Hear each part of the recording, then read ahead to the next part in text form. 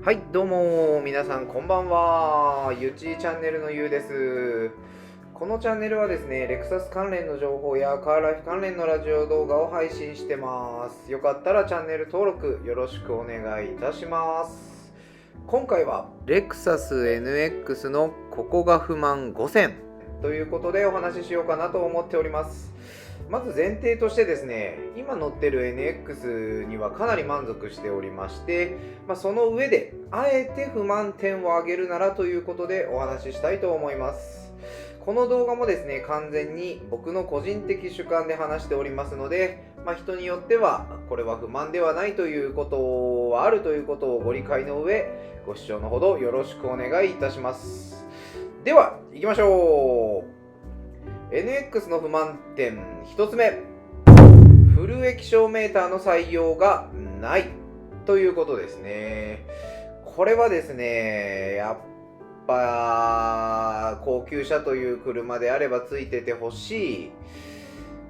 機能の一つといいますか、今多くなりましたよね、フル液晶メーターの採用が。新型のアルファードベルファイアとかクラウンスポーツとか、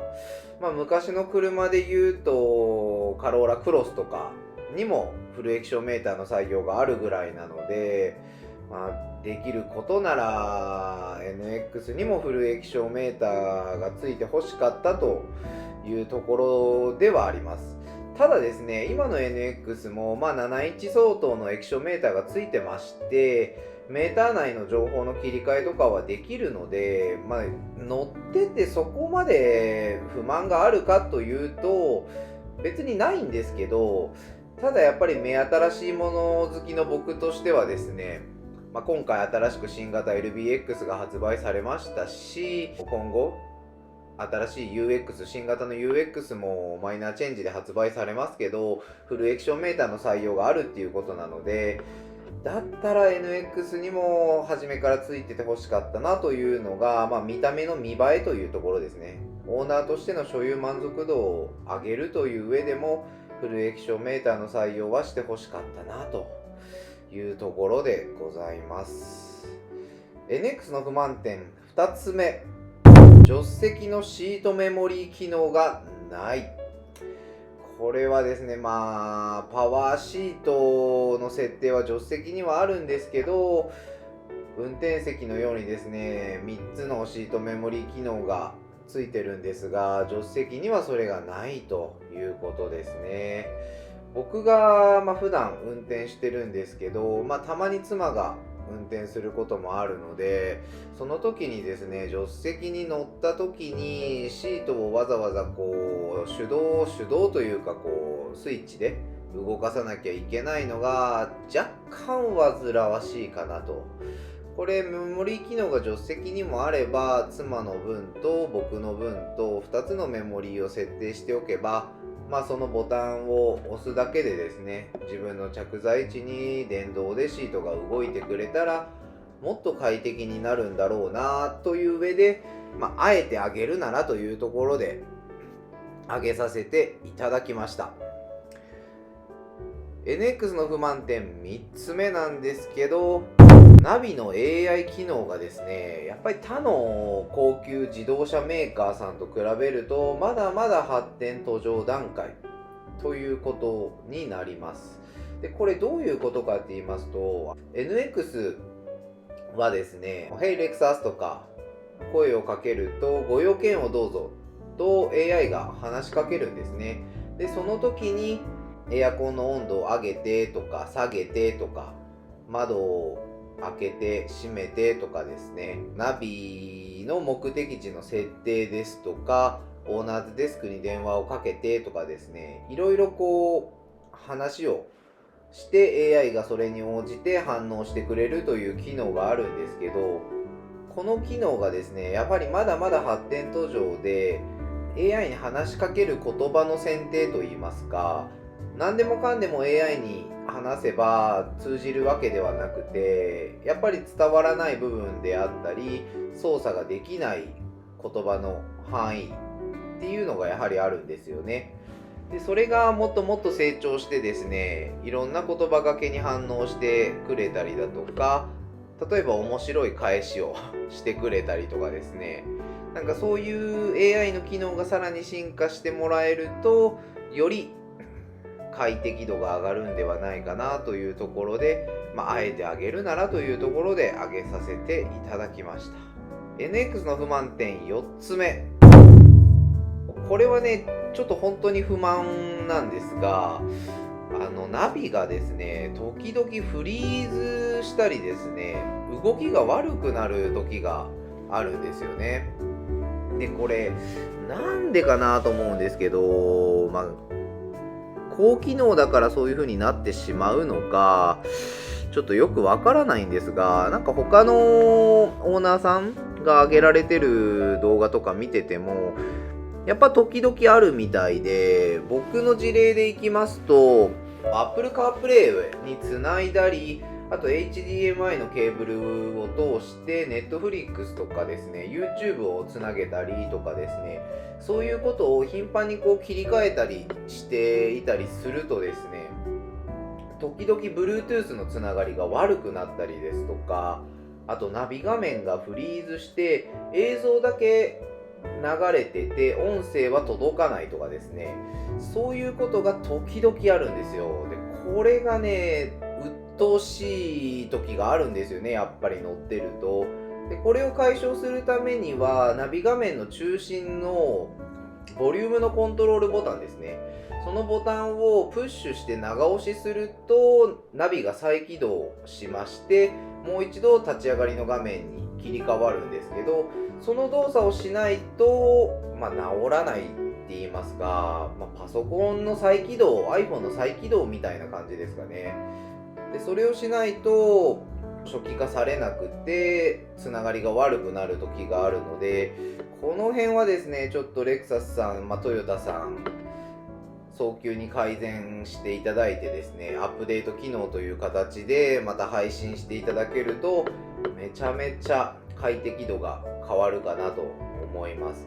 今までのナビとかですと、ここまで高機能なナビをつけてなかったっていうこともあるので、高機能ナビの副作用みたいな、そんな感じなんですかね。ちょっとよくわからないですけど、という感じです。で、NX の不満点5つ目。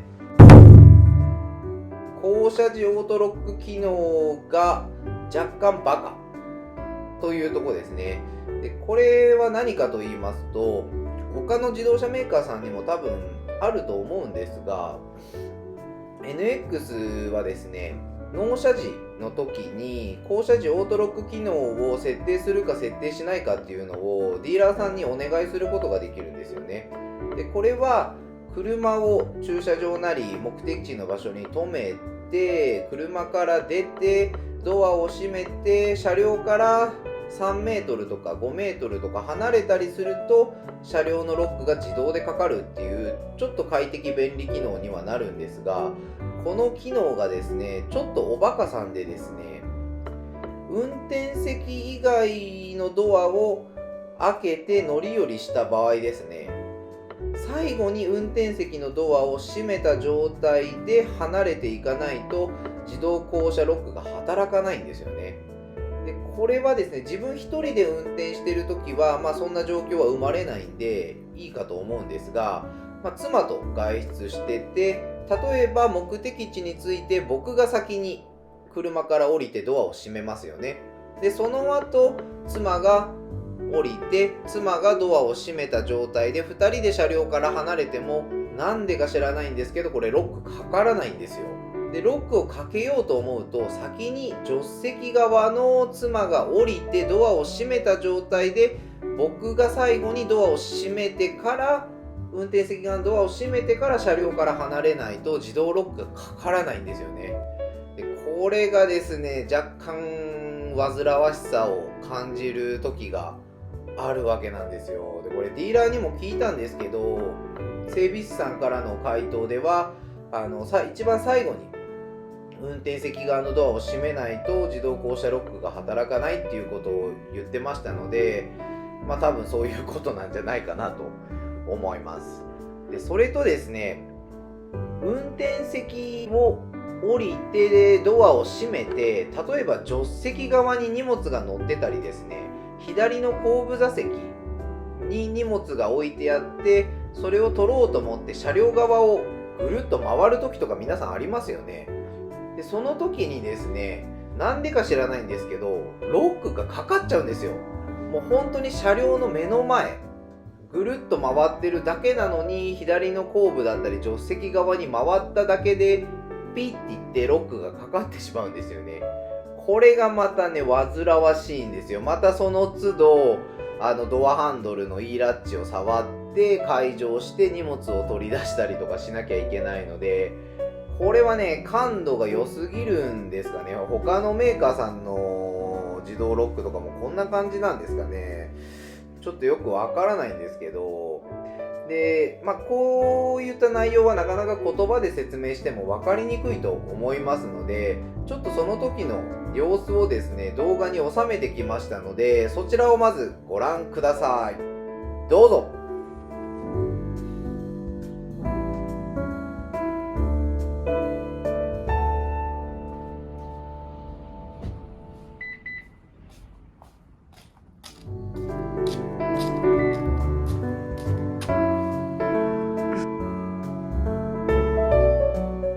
という感じでですね、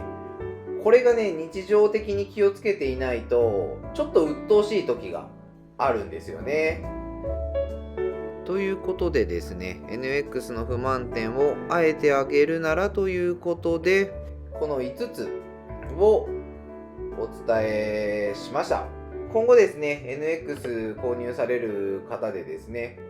こういったところを気をつけていただいて、他のメーカーさんの車を購入するか NX を購入するか考えていただければ幸いかなと思います。では今日はこれで失礼いたします。ご視聴ありがとうございました。よかったらチャンネル登録もよろしくお願いします。